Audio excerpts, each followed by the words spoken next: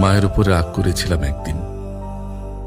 আজ বুঝি যে মানুষটা আমাকে সবচেয়ে বেশি বকেছে সেই আমাকে সবচেয়ে বেশি ভালোবেসেছে।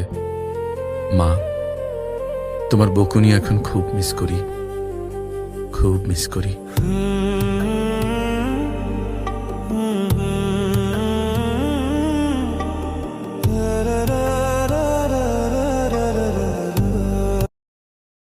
মা,